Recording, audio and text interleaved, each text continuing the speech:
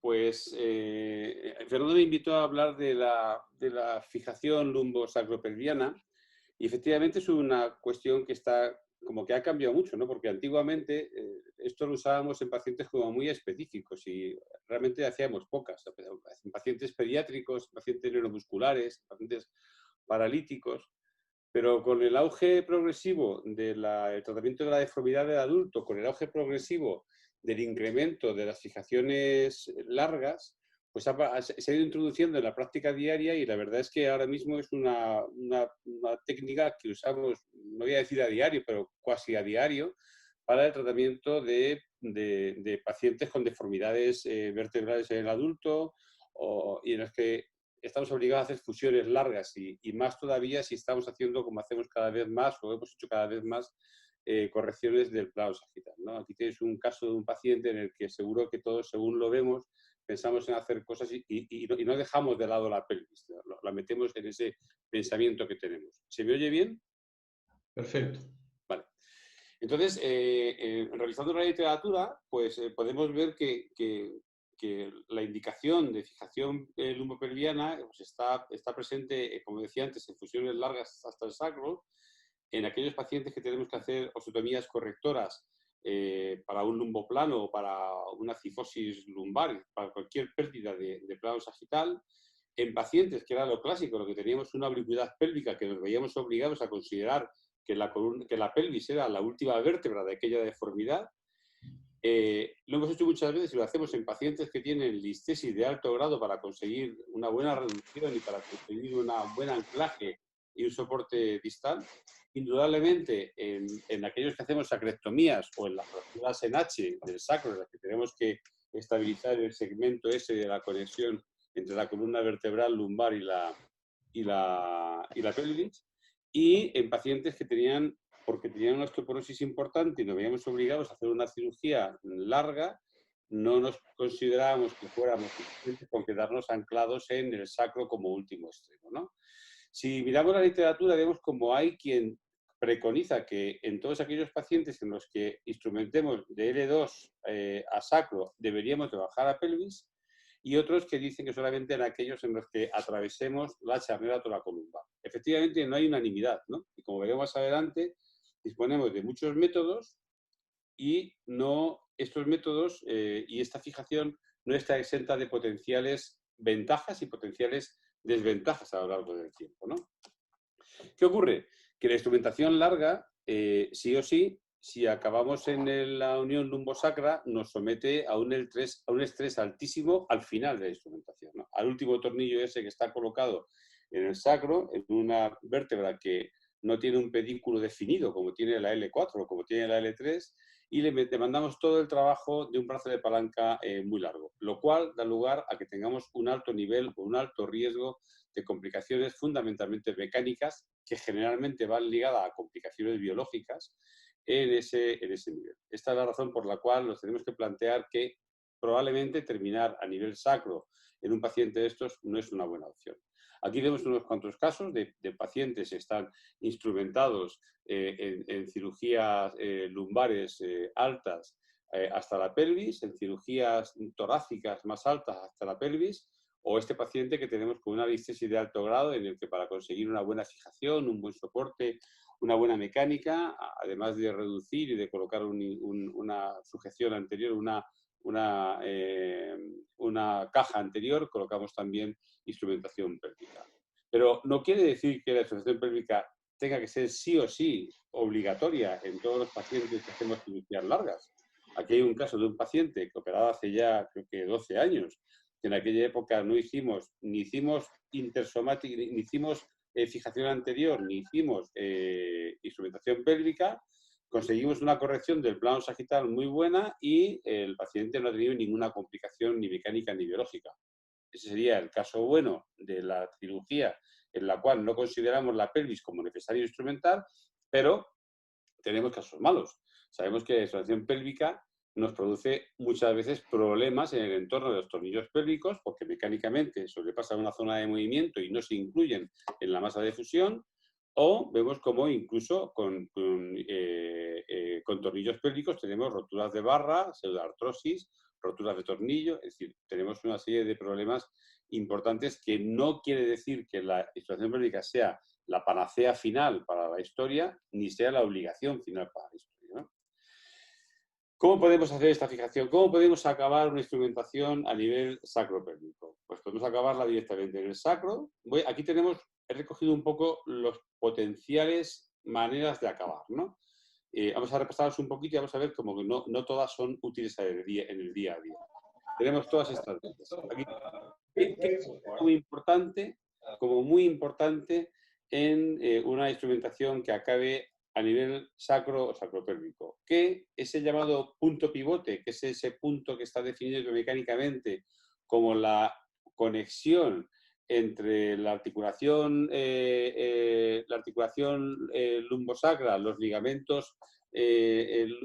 lumbosacros y la porción posterior del disco, ese punto pivote debe ser siempre, para tener una estabilidad mecánica suficiente, sobrepasado por nuestro implante.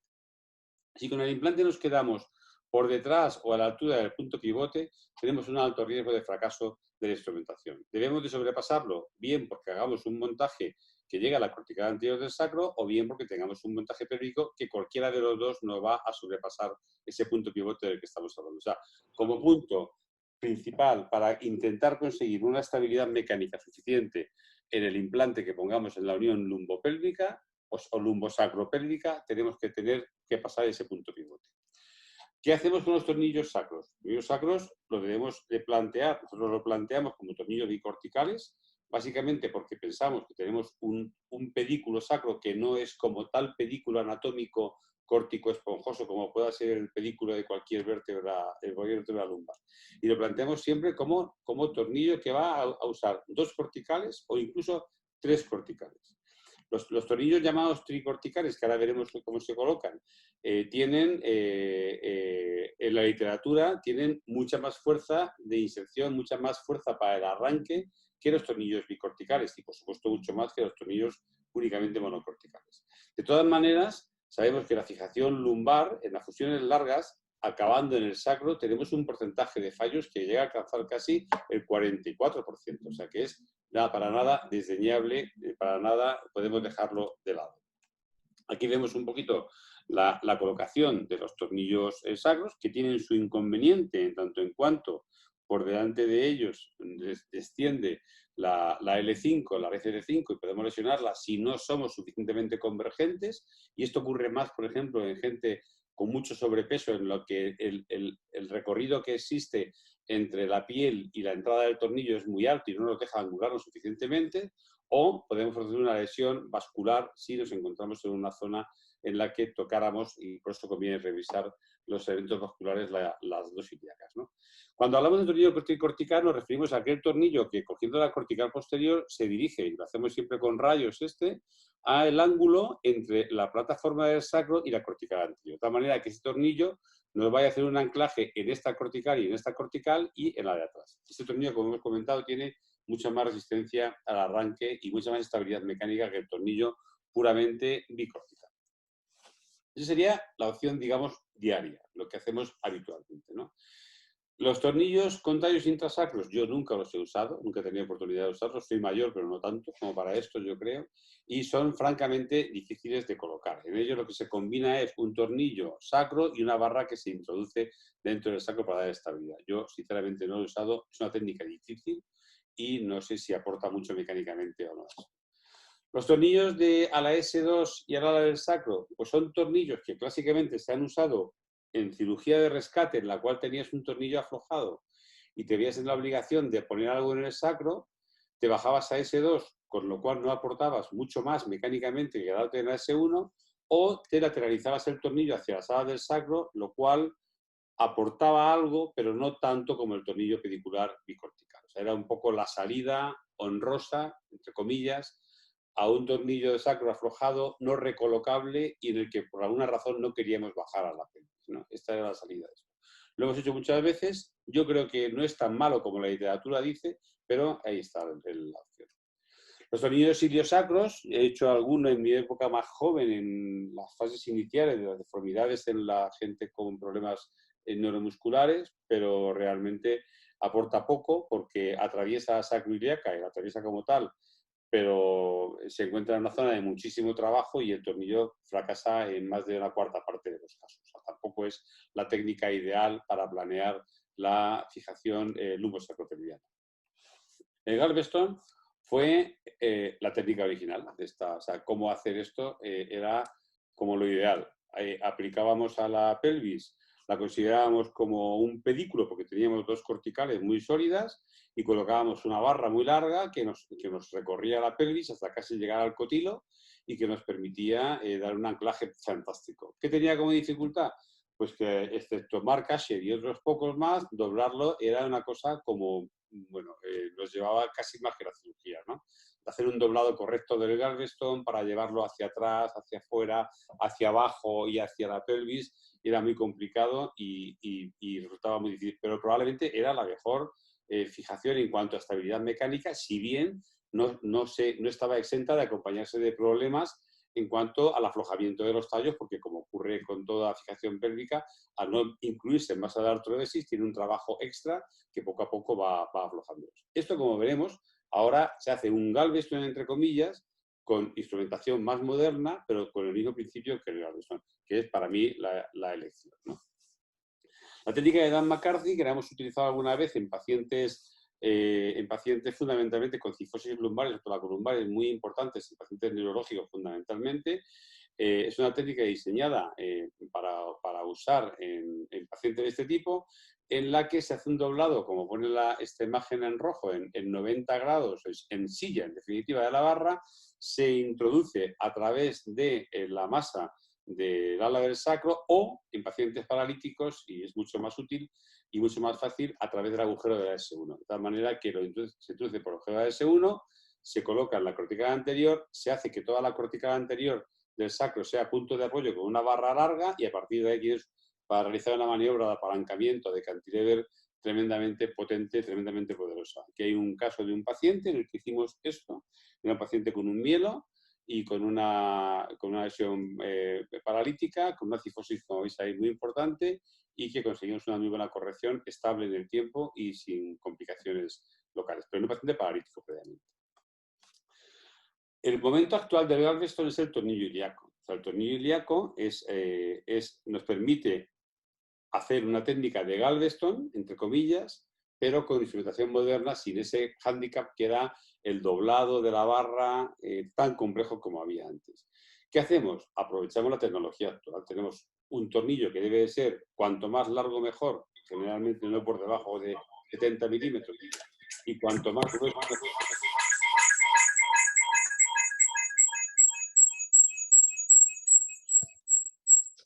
¿Me oís? ¿Ahora sí?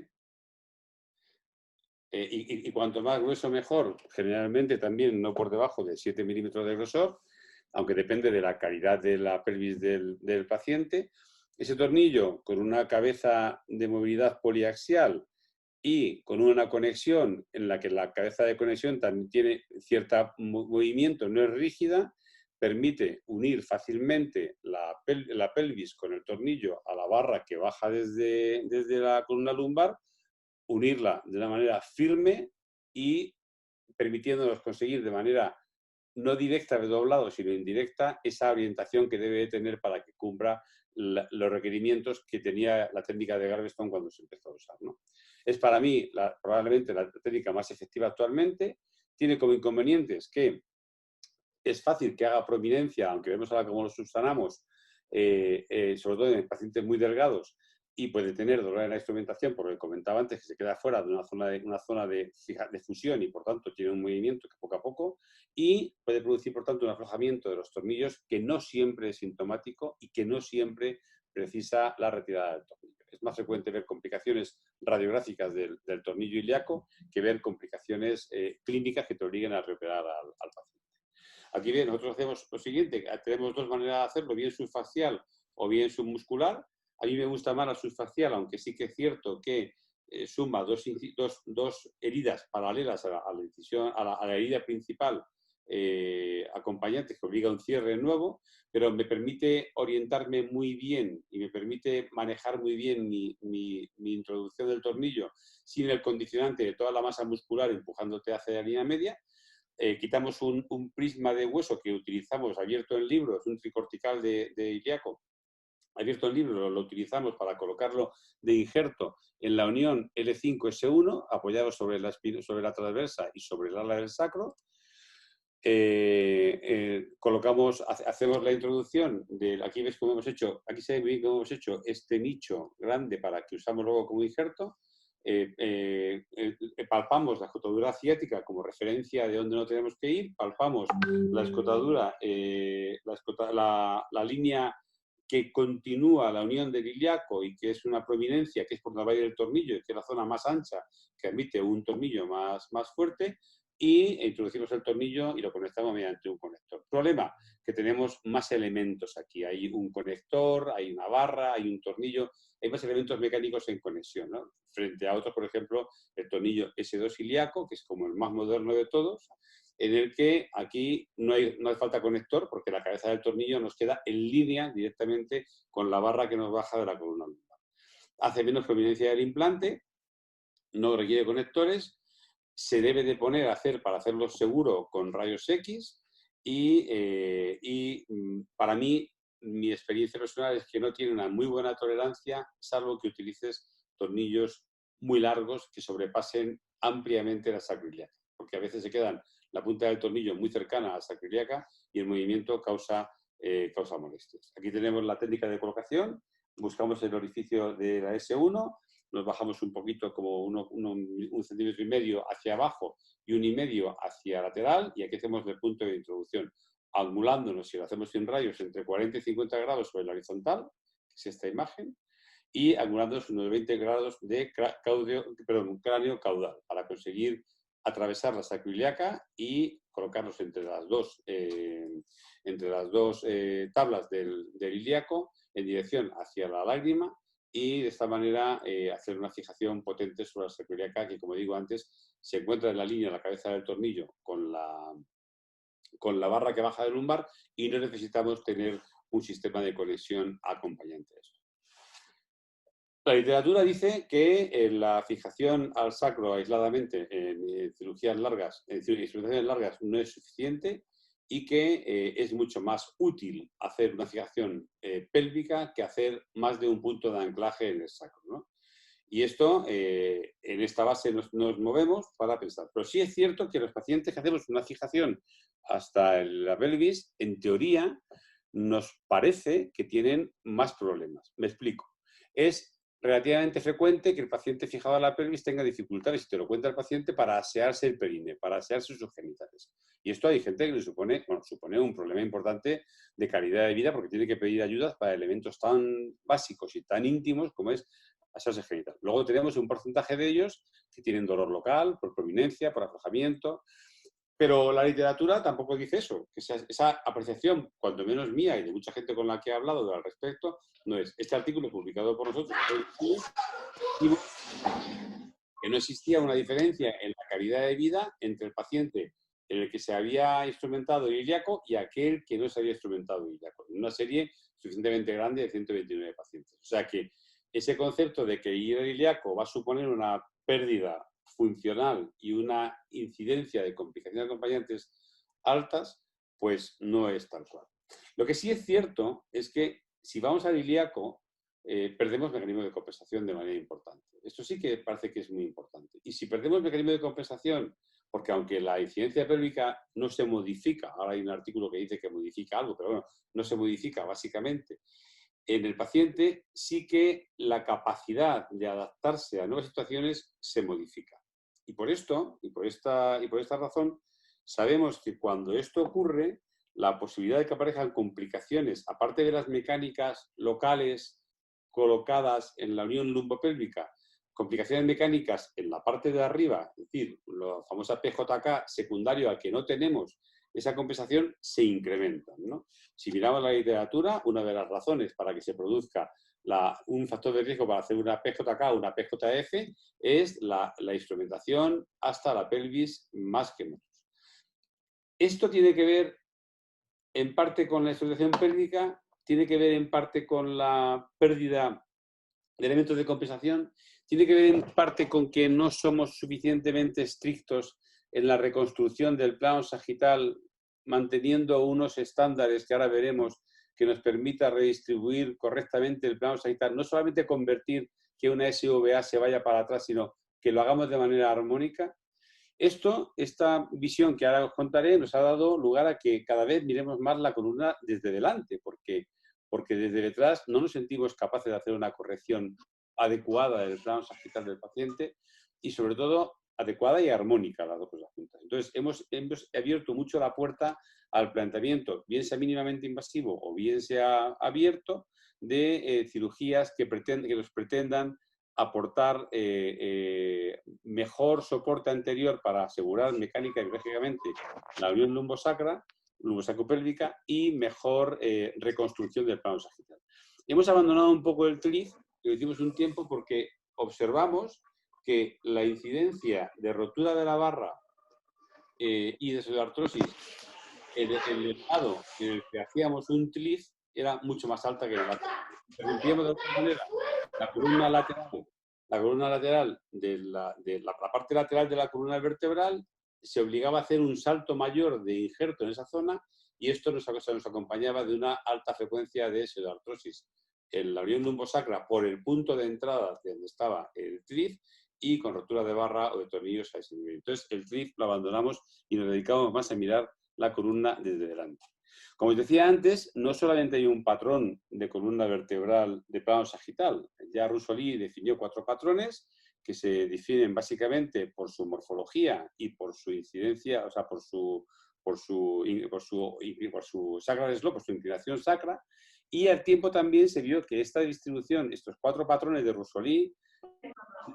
mostraban unas lordosis lumbares que no eran homogéneas, sino que era la unión de dos diferentes planteamientos geométricos. La parte de abajo se comportaba como una circunferencia y la parte alta como una parte de elipse. Esto da lugar a que sabemos que del total de la lordosis lumbar, un porcentaje alto, en torno al 40-50%, se debe a la unión L4-L5-S1. Y o bien intentamos respetar de alguna manera la morfología lordótica del paciente según su patrón previo a esta historia, o bien somos capaces de distribuir correctamente y no subir ni bajar, fundamentalmente subir el APE de la zona lumbar, o estamos incrementando los riesgos para que el paciente pueda hacer una complicación mecánica. O sea, no todo se debe a la fijación lumbosacra pélvica y, por tanto, a la pérdida de elementos compensatorios, sino que además de eso debemos ser cuidadosos al tiempo que hacemos eso de redistribuir correctamente la lordosis lumbar. Probablemente, si somos capaces de hacer una fijación lumbopélvica y al tiempo estamos reconstruyendo, nuestra incidencia de complicaciones proximales se minimizará que si hacemos una fijación lumbopélvica y nos olvidamos de ser cuidadosos en la redistribución y la reconstrucción del plano sagital del paciente que tenía previamente a la cirugía. Aquí veis cómo hay artículos de nuestro grupo en el que vemos cómo la deformidad vertebral nos va a modificar de una manera u otra el plano sagital. No es una deformidad puramente coronal, sino también nos cambia el plano sagital. Y vemos cómo si hacemos una corrección de una deformidad vertebral en la que, por ejemplo, tenemos una hipocifosis, podemos modificar la distribución de las curvas en el plano sagital. O si hacemos una corrección en el que tenemos una curva degenerativa toracolumbar que tiene su cifosis colocada ahí, si le damos la vuelta vamos a colocar una lordosis, una pedosis mucho más alto y vamos a modificar eso. O sea, no podemos perder de vista que nuestra corrección del plano coronal en la deformidad del paciente que nos lleva a la cirugía nos va a cambiar esto. Por eso es importante plantear, o sea, es importante conseguir fijación lumbopélvica mecánicamente buena para conseguir una fusión buena, pero al mismo tiempo es importante plantear que el paciente debemos de reconstruir su columna a ese plano sagital que tenía previamente. Si elevamos en el plano sagital el APES del paciente, el APES previo a un APES más arriba, estamos poniendo en riesgo importante al paciente de que haga una complicación en la parte proximal. Tanto más cuanto más hemos quitado elementos compensatorios en la parte caudal, o sea, en la unión lumbopélvica. No nos consigue corregir estos riesgos el uso de instrumentaciones más o menos rígidas, el uso de instrumentaciones acompañadas de cemento para evitar el arrancamiento. O sea, todo esto son elementos de ayuda, pero yo estoy convencido de que el punto fundamental consiste en tener mecanismos de compensación y si no los tenemos, ser muy prudentes, ser muy observadores de la reconstrucción del plano sagital del paciente, más que de la de añadir más instrumental metálico o más cemento o más cintas o más alambres, ¿no? Aquí, por ejemplo, es un paciente que tenía su análisis del GAP, era un análisis dramático, con una incidencia pélvica de 71, o sea, un Rusoli alto, que tenía una inclinación pélvica muy baja, y cuando la idea era mucho más alta para esa incidencia pélvica, en la que la corrección que hicimos, que la hicimos en 2 tiempos, un tiempo anterior para reconstruir la lordosis de la zona lumbosacra y un tiempo posterior para reconstruir el resto de la columna, nos permitió hacer una reconstrucción armónica en la que nuevamente, aparte de mejorar, aunque no del todo, el SVA, sí que modificamos la lordosis y la reconstruimos a una lordosis en la que su APES correspondía al lugar correspondiente al que tenía su columna previa según su parámetro de Rusoli. Aparte de esto, la cirugía anterior nos permite, es un caso diferente, nos permite conseguir una masa de fusión excelente que nos va a ser un apoyo biológico excelente para que en el futuro la necesidad mecánica del implante posterior sea menor y por tanto tengamos menor incidencia de complicaciones localizadas a ese nivel. O sea que tenemos pacientes complejos, con deformidades complejas, que en el que su plano sagital ha evolucionado de manera progresiva con el envejecimiento y que van ligados a una alta tasa de complicaciones, hagamos lo que hagamos con ellos. Hagamos cirugía lumbopélvica, fijación pélvica, nos quedemos en átola columbar, subamos arriba a la zona torácica, entremos por vía anterior o posterior y entonces no tenemos capacidad de controlar muy mucho qué va a pasar. Esta es la nueva tendencia, que es la tendencia de hacer clúster con los pacientes, es decir, agruparlos en racimos, en grupos, de tal manera que podamos decir que usted, señor, que tiene esta edad, que le vamos a hacer esta cirugía, que le vamos a instrumentar estos niveles, que le vamos a hacer tal tipo de esotomía y tiene usted tales comorbilidades, la gente como a usted hemos operado en un grupo de 4.000, 5.000 pacientes, agrupados en base de datos grandes, tiene una incidencia de complicaciones al principio de un 20%, al cabo de un tiempo de un 40% y al cabo de un tiempo de 60%. Y podemos decir al paciente en qué grupo se encuentra realmente él acorde a todas esas variables, que son muchas, a considerar para poderlo meter en un grupo de gente similar o parecida o igual a él, ¿no? Este es el futuro, veremos si esto va adelante y nos ayudará a tomar decisiones, aparte de las mecánicas y aparte de las técnicas, también la de indicación del paciente y la de poder orientar al paciente en qué va a pasar con él. En definitiva, y con esto acabo ya, que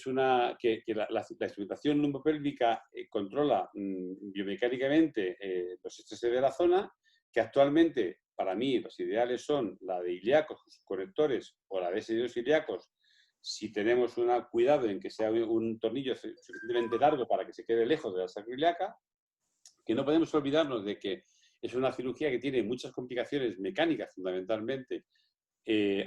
tanto caudalmente, o sea, tanto en la unión lumbopélvica como a nivel alto por encima de ella, por lo que decía antes de la pérdida de mecanismos de compensación, que para nosotros tiene poca utilidad el TRIF porque biológicamente aporta mucho menos hueso que una LIF y mecánicamente nos genera una inestabilidad muy grande en el lado de entrada del TRIF, y que la vía anterior nos aporta un soporte mecánico muy importante y una posibilidad de conseguir una masa de fusión biológicamente muy buena también muy importante.